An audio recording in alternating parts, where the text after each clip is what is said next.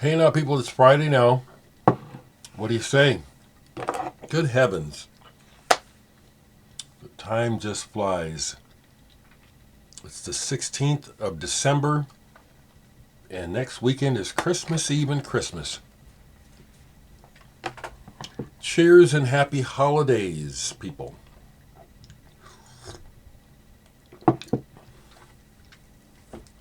I want to direct the first part of my video to my sister Stephanie.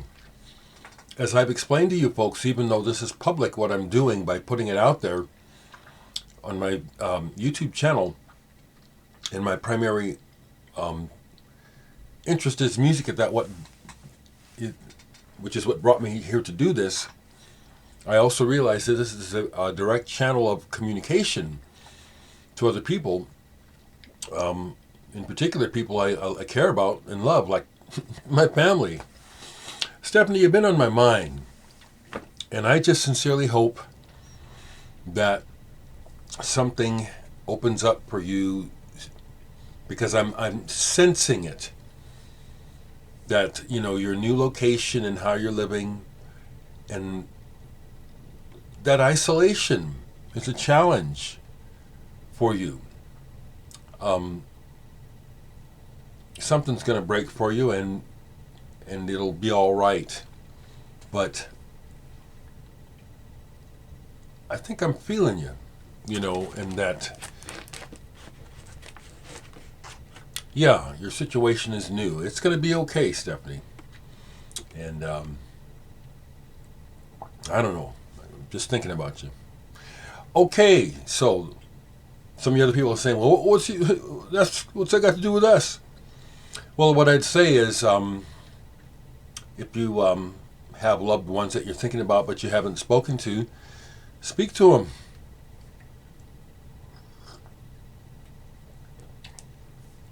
them. Every day we lose people, and by the time I get done with this video, probably there will be more, someone else of a name in music, entertainment, something that we know who has passed. But yesterday I heard that Kim Simmons of Savoy Brown passed away, guitarist. Now the reason why I mentioned him, I don't have any Savoy Brown records. I used to have the album Hellbound Train. Kim gets a mention because I had the opportunity to see him live twice with Savoy Brown when I was a kid. They were the opening band. One of the shows they were opening for Uriah Heep. This was in the 70s. Now I was already over the blues and boogie and rock and roll. So I just was not into, that wasn't what I wanted to buy. But did I feel the electricity? Am I human? Do I like to boogie? Well, sure, So what I'm saying is, both times that I saw Savoy Brown, they kicked ass. And my memory, and it's a specific one, of Kim Simmons and the bass player, just watching them as a 14 or 15-year-old, just watching these guys on the stage and just seeing, that's where it's at. The most important thing on the planet right now is what they're doing on that stage with their instruments and how they're connecting that music to the audience. It was brilliant. And I remember that very strongly. And that alone was enough to get me to mention the passing of Kim Simmons, rest in peace. He was a good player, though. He was a good guitarist. Right after I caught the news of that, okay, so I'm having late garbage pickup today here in my neighborhood. It's supposed to be on Thursday. I'm not going to... I'll have to wait till the next go-round. They're out there doing the recycles. Okay, anyway. The other passing that caught my attention, and I will mention, is Dino Danelli of the Rascals. And I do have Rascals records, just a few. Rest in peace, Dino, the drummer. Notable drummer. Again, it's a memory locked in stone. the first time I saw the Rascals, or the first few times I saw the Young Rascals on TV, Ed Sullivan or whatever it was, I was riveted to the drummer, Dino Danelli. He was so excited, so in the moment, and played so well, so crisp. I couldn't take my eyes off of him. And the thing that needs to be said about Dino is that he is an unrecognized great rock drummer. Like Ringo Starr and Jim Keltner, drummers like that, it's like when they play, everything is fine. It's not that you necessarily know who it is. Well, actually you do with Ringo, and if you listen to enough Rascals, you would with Dino. They are essential. They are prime engines in the works. So I have this one. This was when they were flirting with psychedelia. You know, they had that strong soul aspect to their music. Oh, here, I have a couple more.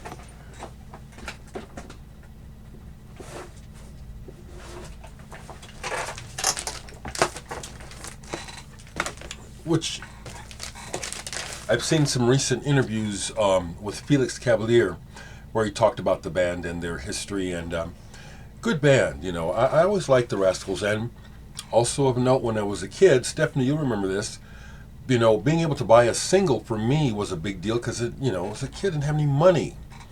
But when the Rascals put out the song People Got to Be Free, it just captivated me, and I forget how I saved the money, but that's a single that I bought new in the store. When I was a kid, it was like make or break trying to figure out how to get records, you know, because I didn't have any money. That's one where I was able to pay money for it because I loved the song so much and the sentiment. This, again, I refer to my sister Stephanie because you may remember, Stephanie, when we made our first foray into joining a record club, you know, like the Columbia RCA record clubs where they'd say, buy 2 and get 3 free, and then you'll get this monthly thing. Well, our first package received, the one that I had ordered in it, was this album by the Rascals, C. This is not the copy, because it's long been trashed. You know, I was a kid. Frankly, when I got the album, at the time when I got the record as a kid, I was disappointed. It was not what I wanted to hear. But the reason is because I had expectations about what I thought it was supposed to sound like based on one song I'd heard off of here. And I think it was the title track, C. But since then I've replaced it, and they're just a significant band, and I think that's very significant that Dino is seemingly front and center right there in the drummers. The power, the driving power of the band. I have this one, which, Freedom Suite, which there's some similarity to this album to Pink Floyd's Ummagumma, where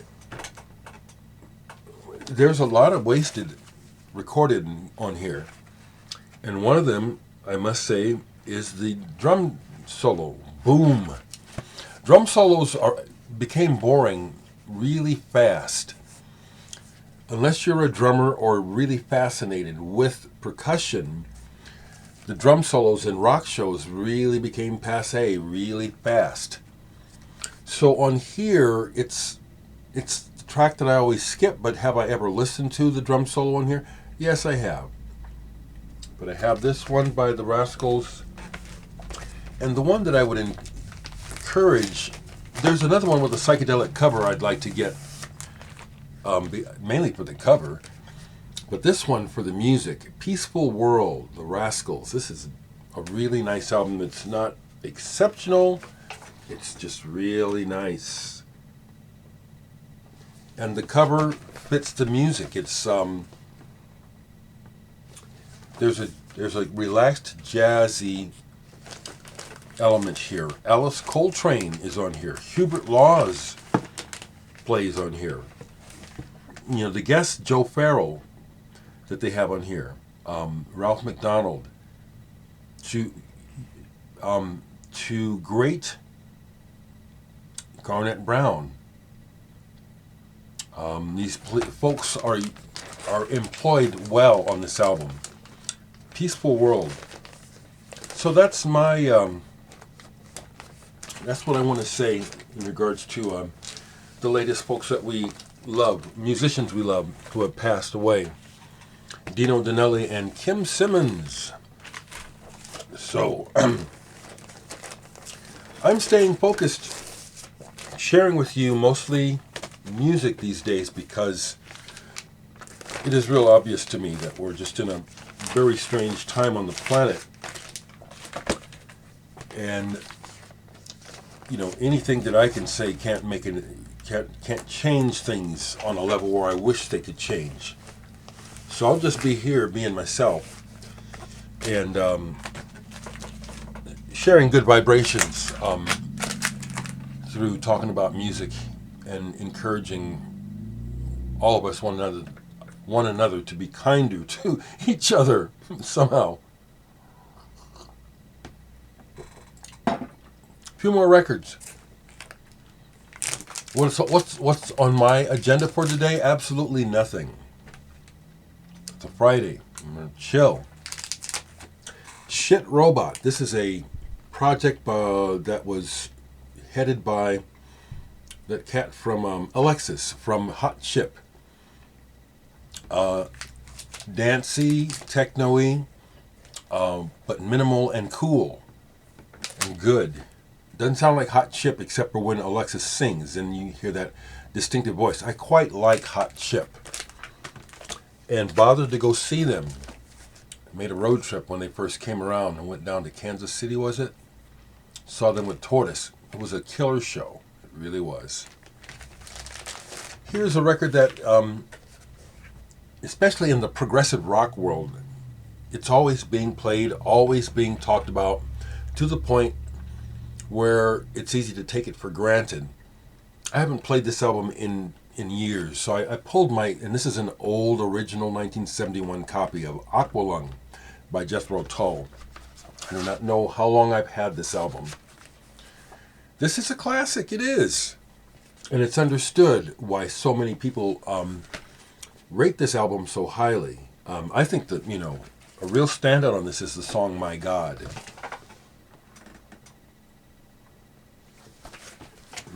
So it'd been years since I played it, but it's like once it was on, it was like, this is familiar territory, but this is good territory.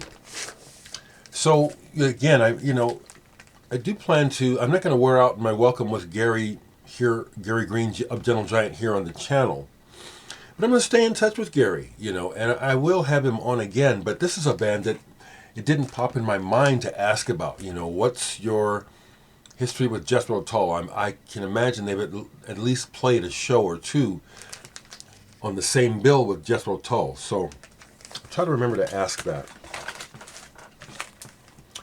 Here's one. I used to have an original of their first album. I'm so sorry I sold it. I really am. Mighty Baby. And this is the second one, a reissue of it, A Jug of Love. I like the first album better. Really sorry I sold it now. Just, you know. But this one has a standout track, The Happiest Man in the Carnival. Most of the album is country rock sounding. That song transcends that and is something else. And it's just wonderful. It's it's one of those kind of songs, especially the way it starts with the flute and the voices in harmony, and it's kind of like they're kind of beaming in through this haze from another world in the past. I think it's a wonderful track, and it's worth it for that track alone for me. Been pulling records. They're not all sitting out, but this is one thing that happens for me during the holidays. I think it is for most people. Holidays bring up nostalgia, bring up the past, we think about comforting thoughts and comforting food and stuff. So it's a time when I find myself digging into my crates, and I haven't played that forever, you know, to kind of go back and see what's going on. And here's one. Can't remember the last time I played this album, maybe 20 years or so. Ralph Lundsten's Univers, featuring the Andromeda All-Stars. The album is titled Univers. Lundsten is, I think he's still alive, Swedish electronic and composer, artist. I always think of Bo Hansen when I think of Ralph Lundsten because they created their own world with their music. This is not symphonic prog at all. It's its own thing, and it's really good. I don't know how else to describe it. When I showed it online yesterday, people asked because people said, I've never seen this. One person said, well, you're the first person that's ever shown any of his records. So people are asking, is it symphonic rock? Is it big, heavy prog? No, it's not prog at all. It's really good. Its own thing. So, if you see this, I forgot your name already, but I showed this in a couple of groups. The Krautrock group in particular, I think, is where I got the request. Kraftwerk's Autobahn. This is the reissue on blue vinyl. But I was sharing in the group when I posted this that, I had the great pleasure of seeing Kraftwerk on the Autobahn tour. Their first time to the United States with Pavlov's Dog opening. Someone asked me if I would talk about it. Well, I have talked about it several times. But the main thing I'll share with you again is that I saw him in Lincoln, Nebraska, Pershing Auditorium. There was hardly anybody there. Pavlov's Dog were an odd choice to open. Didn't like them, although they were good at what they did. Kraftwerk, this was 4 of them when they had the 2 percussionists on the homemade drum percussion instruments that they built. And they had the neon lights in front with their names on it, and they had a faint they had a slideshow. I'd never seen anything like it, and it was really interesting. It was real cool to experience.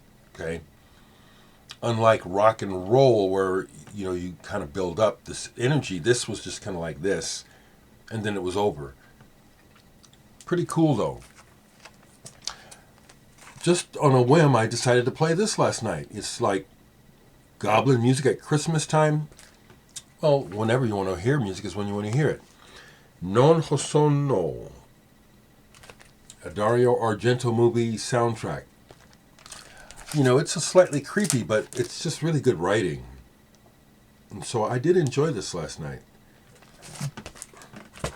Here's one that I bought used because I couldn't find anything about it. But it looked intriguing, and I was able to finally see that it's a Southern Lord release. So this is Æthenor.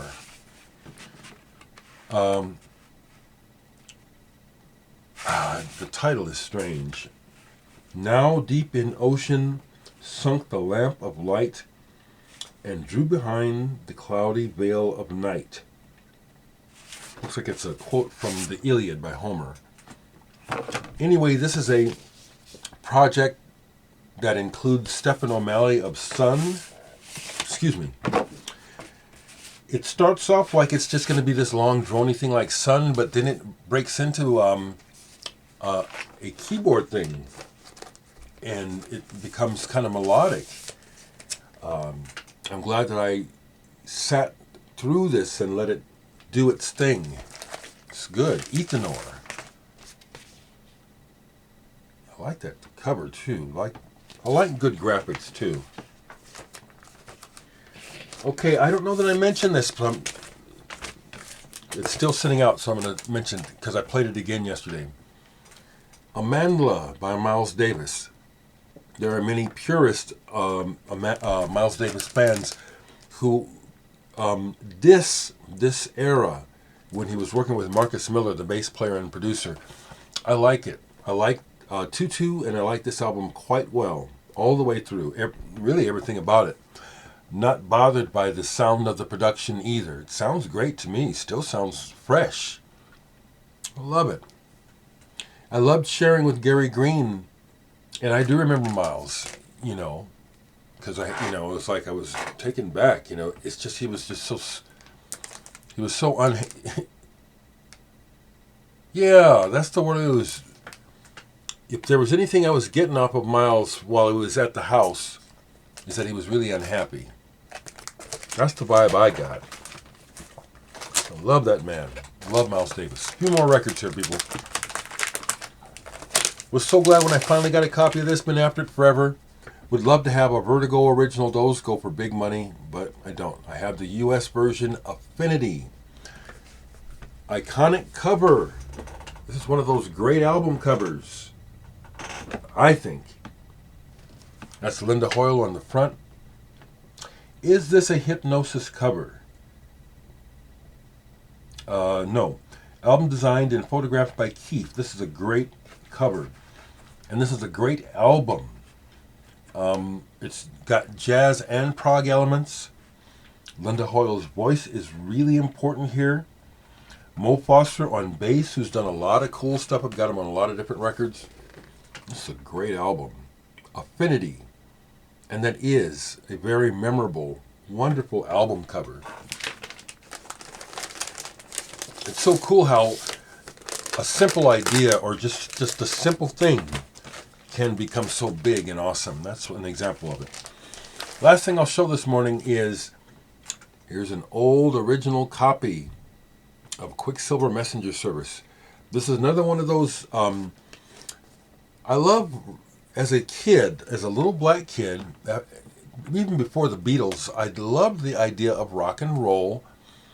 I was envious of the life that I saw available to white people through this music that I saw not being paralleled in the black music world. Opportunities is the main thing I'm talking about, not the music, because the music coming from my prime ethnic group,